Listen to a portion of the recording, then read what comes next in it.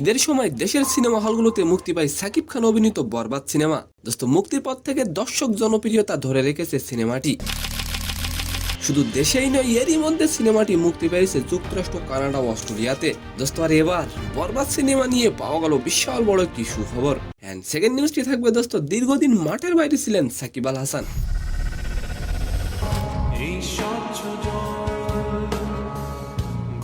দোস্ত, এই অলরাউন্ডারকে দলে নিয়েছেন পিএসএল এর লাহোর কালান্দাজ। কিন্তু এই সুখবরের 24 ঘন্টা না যেতেই বড় দুঃসংবাদ পেয়েছেন সাকিব আল হাসান। তো আশা করি নিউজ দুটি জানতে অবশ্যই ভিডিওটি সম্পূর্ণ দেখবেন। দোস্ত, ইতিমধ্যে বরবাদ সিনেমাটি বিশ্বব্যাপী অলমোস্ট 75 কোটি টাকা ইনকাম করেছে। অস্ট্রেলিয়া, কানাডা, ডেনমার্ক ও ইটালিতে সিনেমাটি দারুণ ব্যবসা করছে।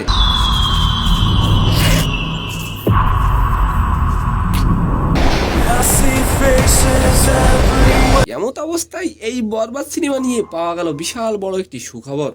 দোস্ত, জানা গেছে 17 মে থেকে মধ্যপ্রাচ্যের প্রেক্ষাগুলোতে মুক্তি পাবে এই সিনেমাটি। বরবাদ সিনেমা তাহলে কি 100 কোটি টাকা ইনকাম করতে পারবে? অবশ্যই আপনার মতামতটি কমেন্ট করে যাবেন।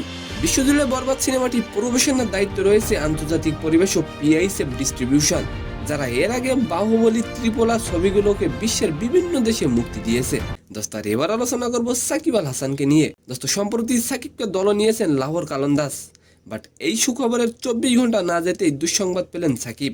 দোস্ত, পুঁজিবাজারের তালিকাভুক্ত কোম্পানি সোনালী পেপারের শেয়ারের দাম কারসাজির দায়ে সাকিবকে 2,26,00,000 টাকা জরিমানা করেছে বিএসইসি। তো সম্মানিত দর্শক, আজকের ভিডিওটি কেমন লাগলো অবশ্যই কমেন্ট বক্সে জানাবেন। আর ভিডিওটি যদি ভালো লাগে অবশ্যই একটি লাইক দিয়ে আমাদের চ্যানেলটিকে সাবস্ক্রাইব করে দিবেন। ধন্যবাদ।